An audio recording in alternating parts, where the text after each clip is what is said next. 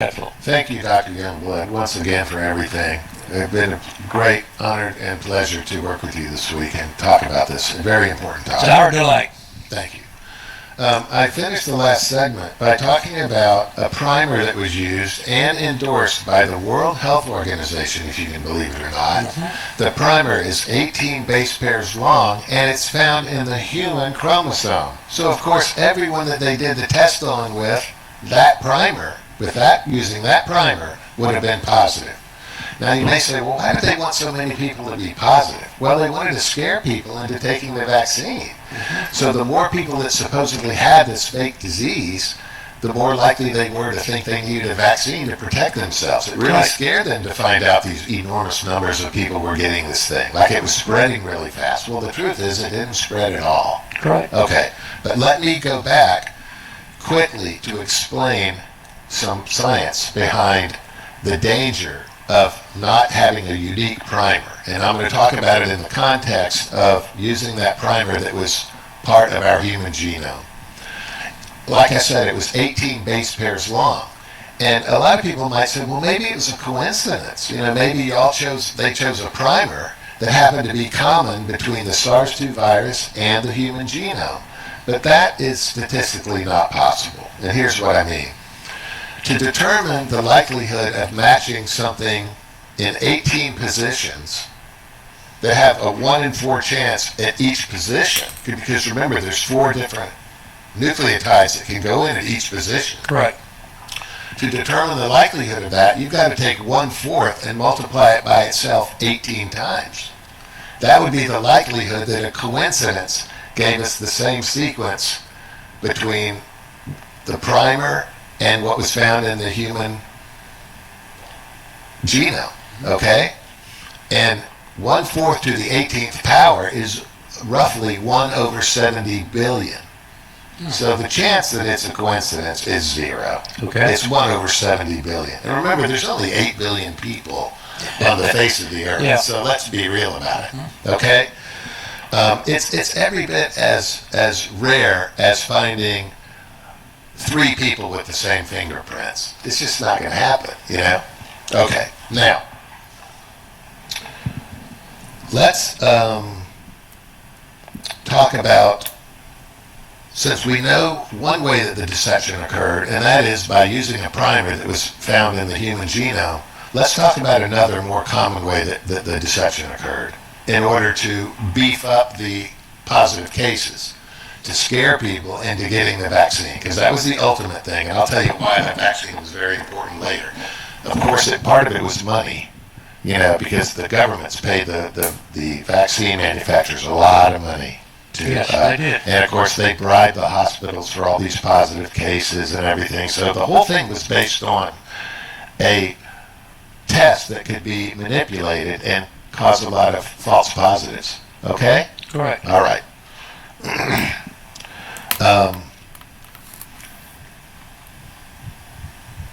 The other way that we were able to manipulate the PCR test, which I touched on already, is by running the cycles up above 40.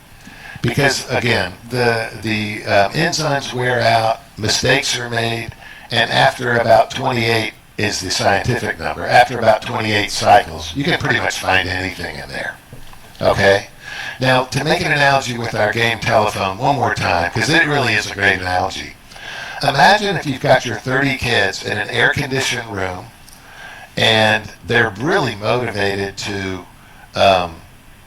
do a successful turn of the game telephone and get the same sentence that the teacher started with. Okay? So the room's air-conditioned, and they're going to get 30 minutes extra recess time if they do it right one time. Yeah. Versus a room that's not air-conditioned and the temperature's 100 degrees like it's been lately in Florida. Okay? And all the kids are sweating and they're restless. They're much more likely to make a mistake if they're sweating and it's 100 degrees than they are if it's 70 degrees and air-conditioned. Yes. And that's what I mean by all the heating and cooling cycles in the PCR method that cause those enzymes to get worn out. It's like the kids in the 100-degree room. they're going to be worn out with their memory and not concentrate on what was told them to tell the next person quite so perfectly. Correct. Do you follow me? Yes. Okay.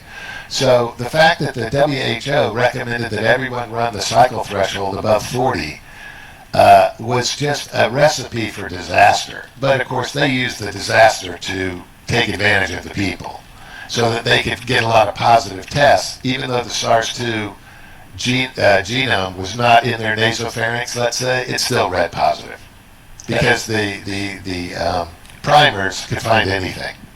Okay? So you're saying multitudes of people that tested positive may or may not have had even a portion of the pathogen. Yeah. Actually, to tell you the truth, none of them had it. Oh, okay. Zero. Because the pathogen didn't exist. Right. That's what I'm trying to say. They needed to create a test that was so manipulable Yes. in a nefarious way that they could tell everybody in the world, or 80% of us, that we had this terrible contagious disease when the disease didn't even exist. That's how big of a fraud this was. We talked about this a couple of times. And again, I proved that the disease did not exist. I proved that SARS-2 did not exist, and therefore COVID-19 did not exist, because I refuted those three things that the virologists used to establish the existence of a virus. Because we have some listeners today that may not have heard that in our previous interview. Take about a minute and tell us why you believe that COVID or SARS did not exist, or COVID-19. Okay. I'll take 1 minute. One minute. We're so I just want to recap that so that our listeners will understand why we're passionate about what you're saying. Absolutely. There are three things that virologists use to prove the existence of a virus. Just three things. One of them is photographic evidence. In other words, they can take an electron microscope and take a photograph of the end result of cytopathic effects. Okay? And when they do that, they see round bodies there that they call viruses. But they're almost identical to things we call exosomes that are released when cells die anyway. Okay? And even the Journal of Virology will tell you that you cannot tell the difference between a virus particle and an exosome. And they have a vested interest in the existence of viruses. Obviously, their whole magazine is based on it. Okay. So the photographic evidence is debunked. They cannot tell the difference. Got it. Now, what about the cytopathic effect evidence? Because the theory is that viruses, which are just capsule with genetic material inside, they have no respiratory system, no circulatory system, no excretory system, and they have no way of making their own energy. Got it. So they are what we call obligate intracellular parasites. They cannot make copies of themselves without getting inside a cell and hijacking the replication machinery to make many, many copies of themselves, okay, based on their genetic material. It has all the instructions in it. They make many, many copies of themselves, and then when they've made all these copies, the cell breaks open and all of them get released to go infect other cells or be exhaled out of a person's mouth to get into another person's mouth and infect those cells. That's the theory. That's the cytopathic effect theory. Got it. However, we have now done experiments, and the two people that have done them are Stefan Lenka, did it in 2021. He released his results in April of 2021. He's a German former virologist now. And John Enders did it back in 1954 because he won the Nobel Prize for this process, the cytopathic effect process, demonstrating that viruses do go inside cells, make them break open, and release copies. Those copies that you can't tell the difference between exosomes and viruses. Correct. Okay? John Enders even wrote in his paper that won him the Nobel Prize that the result of doing it without the human specimen is indistinguishable from doing it with the human specimen. The human specimen supposedly has viruses in it, but when you don't have the human specimen, you know for sure you're not adding the virus. Right. But for somehow the Nobel Prize Committee just ignored that very important control experiment that John Enders did. And even John Enders interpreted it wrong. He thought that there were other viruses in the and he did it with the measles virus, by the way.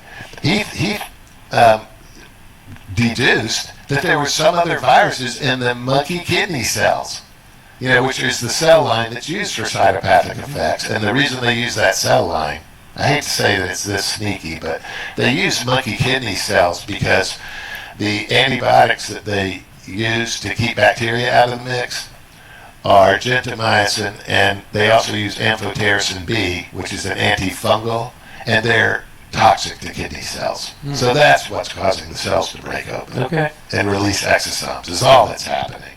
And they're saying that they're viruses. It's a big pseudoscientific fraud. Okay, real quick.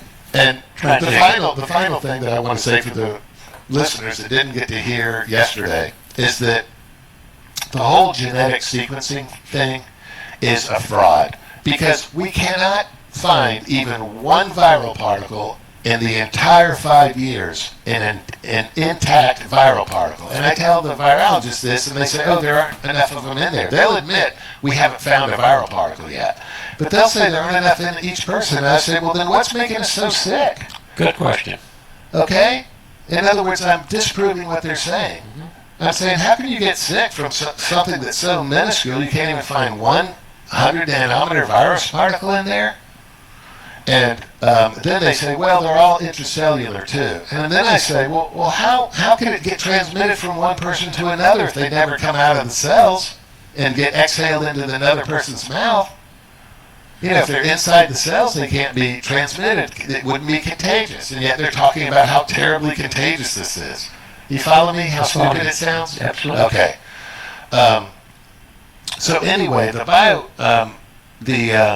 genetic sequencing is a total fraud. It creates a genome that exists only in silico. And I made the point yesterday about the difference between in vitro, which is in a petri dish, in vivo, which is in a living organism like a person, versus in silico, which of course is a takeoff on the word silicon, which is what the chips in computers are made out of, silicon chips, as we all know. Correct. So we call that in silico. And if you want an analogy there, take Homer Simpson or somebody, okay? Now that's a person. That's an in silico person, isn't it? That Homer Simpson doesn't exist in the real world. Right. Only in silico. Right? He's on our TV screens. Yeah. Okay. And by the way, I think that AI is starting to create women for lonely men that are in silico also. In other words, they can pay some money and have a girlfriend that appears on their computer screen every day and will talk to them about their problems. Believe it or not, this is coming. Okay? Or it's already here, actually. Already here. Fast track. Yes. So that is the summary of why I've proved right there. I debunked all 3 ways that virologists demonstrate that viruses exist. I've debunked all 3. So quick question. Therefore, the disease doesn't exist. So that's very important. You can't have the disease without the causative agent, according to the germ theory, which is false. A quick question. Yes, sir. For a transition. If that is the case, and I'm in agreement, then the question that listeners are asking, what killed so many people? What killed so many people is other diseases that were rebranded as COVID-19. That's what I want to hear. COVID-19 did not exist. It was, in most cases, it was the flu. Yes. What we call the flu. And remember, Jim called in and pointed out a page from my book where I had put a graphic from the World Health Organization that showed that there were 38 million deaths in 2019 worldwide from the flu. It's a very common disease and it's deadly, the flu, because it causes pneumonia, as you know. And in 2020, the year they decided to unleash this ridiculous made-up disease, the flu cases dropped to 1,500. Yes. That is a ratio. Worldwide from 38 million to 1,500. Right, which is a ratio of 25,333. Yes. So in other words, they rebranded the flu as COVID, obviously. So a question that we need to get to in the last few minutes. Yes. What about lockdowns? Did it benefit? Did it help? Was that a protocol that should have been used, or did it have rippling, devastating, lasting effects? It was a disaster. It is the greatest public health disaster in the history of mankind to lock down healthy people like that. And let me tell you why. As a physics person, I was trained to reason from first principles.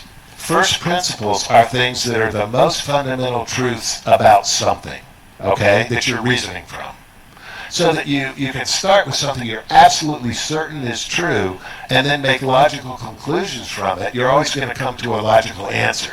You shouldn't just jump in halfway on a logical sequence because someone may have made a mistake earlier on in the reasoning. You with me? Right. So we always break things down into the most fundamental truths we know about something, and those are called first principles. Well, in my analysis of lockdowns, which I discussed with Dr. Bhattacharya an awful lot when we did our 24 hours together, I really drilled down on lockdowns and I wish this show was televised because I could show you some of the slides I made for Dr. Bhattacharya to prove my point that lockdowns not only were horrible, including all the secondary effects that they had, such as causing people to starve to death because the lockdowns shut the factories down, and then all the shipping in the world had to reroute through China because China did not shut their factories down. Right. And they wanted to gain market share, and they kept their factories open, and the ships had to start routing through China so they'd have something to sell and ship. Okay. But they stopped taking food to places like South Sudan, and so a lot of people starved to death. The WHO predicts that 80 million people died because of it, because of the rerouting of the shipping lanes and so forth. Okay, getting off the beaten track a little there. But I found an error in the first principles that everyone believes, including all the epidemiologists in the world, about lockdowns. I thought of it. I came up with the insight. And whenever there's a first principle that is wrong, remember I said it's the most basic truth about something.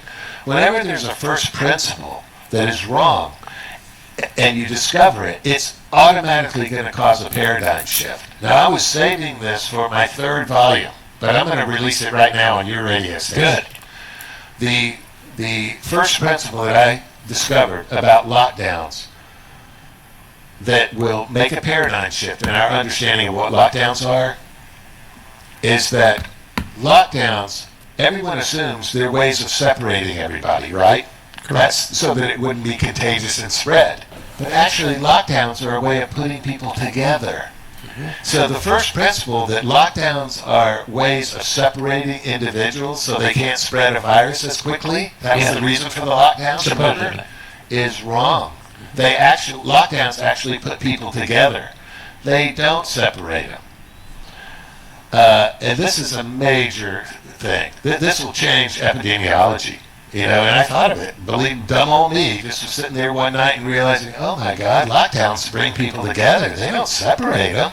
Because think about in your own household. If you have a house, normally the boys are out playing on the soccer field or going to school, right? Your wife is shopping. You're coming into your place here and doing your work, or you're in your office at home writing a book. You do a lot of things, so you could be anywhere, right? Okay. But lockdowns didn't allow that to happen, so they brought all these families together all over the world. You understand? And houses were among the worst places you could be during a disease that was purportedly one in which aerosols spread the disease from one person to another. We know that didn't happen in this case because there was no SARS-2, so there were no aerosols. But according to the manufactured narrative that the government was telling us, people spread this from person to person by aerosols, even though we never found a single virion. Isn't that amazing? It was all a big lie, obviously. And I think what happened to the government is they got in over their head, just like a little boy who lies to his mother and has to keep telling more and more lies, to convince her that he wasn't lying, if you know what I mean. And eventually, of course, he digs himself into a terrible hole, and the mother knows he's lying like crazy. That sounds like Dr. Fauci. Well, all of them. The whole medical establishment did this. The CDC did it. Everybody did it. They just kept lying and lying and lying to try to correct the lies that they'd already made, if you know what I mean. Just like a little boy who keeps lying to his mother, Where were you? Oh, I was at Jimmy's house. Well, Jimmy's out of town. Well, I was at Jimmy's house, but we had 9 other friends there. Yeah. You know what I mean? He has to keep lying and lying and lying. Even though Jimmy wasn't there, other friends were there swimming in his pool. Well, wait a minute. It's winter. The pool is empty. Oh, well, we made a pool in the living room because their parents weren't there. He keeps lying and lying and lying. Okay. This is what happened. Now, there's so much more to this deceit that I want to... that's in my book, that of course I cannot talk about in a couple of hours with you. But I know it all, it's in the book, and it's an incredibly interesting read to find out all the deception that occurred. And let me tell you something that's very important. Remember, the vaccines, let's talk about the vaccines a little bit. People are very concerned about that. The vaccines were lipid nanoparticles in which messenger RNA was placed, mapping to the so-called spike protein. But I've already demonstrated that there was no virus. So if there's no virus, there's no spike protein. They called it the spike protein so that the people would be thinking they were making an immunological reaction to this thing, spike protein, and it would protect them from the virus, right? Right. But there was no thing sticking off of a spherical object anywhere. It was all made up. The whole viral illness was a ruse so that they could get people to allow them, the evildoers that organized this, to inject them with something that would go into their cells, hijack their replication machinery, which is what the messenger RNA would do, right, the ribosomes and so forth, and make this poison protein. So we shouldn't even call it the spike protein anymore. It's some poison protein they wanted to make in our bodies, and I actually know the reason for that, which is a little bit of speculation. But I have a close friend and colleague named Spartacus. He has to go by that name because he's worried about the government knowing who he is, which they probably could find out anyway, but I even recommended him that he keep using this name. He's a younger guy. He's a brilliant person. I call him my protege who has surpassed his teacher. But Spartacus has a wonderful timeline that's coming out in Volume 2, which is a tale of 3 timelines, that explains how the powers that be that really control the world, and everyone says, is it the Bilderberg Group? Is it the this, the that? Then I devoted 30 pages at the end of Volume 1 to explaining who's behind this. And we can talk about that if we have time. But just to get back to Spartacus, it's so important. His job to contribute to my 2,000-page book, because he's so brilliant, I really wanted him to contribute to it, was to look at the timeline of the government's effort to control the people's thoughts and behaviors. This could be used on the battlefield. If you could get into a general's mind and confuse him and control his thoughts and behaviors, you'd win the war, for example. Okay. But back in about 1950, from then until present day, Spartacus made a beautiful timeline of all the things that have been done to control people's thoughts. And before you think everything's crazy here, that you've got this crazy doctrine here talking about the government trying to control people's thoughts, I was an MIT physics major, like I said a couple times, and I take my medical reputation as a surgeon very seriously. I'm not going to say anything that I can't prove or that I announce beforehand. It's a little bit of speculation, but let me tell you the evidence for it. We know now that the spike protein, whatever that poison was that they had producing in everybody's body, that inflames the blood-brain barrier. And right now, we're making these little nanobots that can get through the blood-brain barrier if there's holes punched in it, which is the layman's way to say inflames the blood-brain barrier, because it makes it more like a sieve. It allows things through. Those nanobots are going to be able to affect the action potentials of our neurons and start affecting what we think, our thoughts. Okay? Yeah. And that is the purpose of all this. It's just the next step. Now, as we know, 30 seconds. Okay. Elon Musk has created a company called Neuralink. But you have to do a craniotomy on somebody's head. You have to cut a hole in their bone to put his device inside. That's right. But if you've got holes in the blood-brain barrier, you're going to be able to put nanobots in someone's IV and control their thoughts. And that's where it's headed. And that's where it's headed. And that was the reason for the so-called spike protein, in my opinion. So finally, ladies and gentlemen, let me remind you again, Dr. Sheftall's book, Sanctioned, the COVID murders, sanction the COVID murders. Find it on Amazon.com, and we look forward to our next show as we once again face the issues.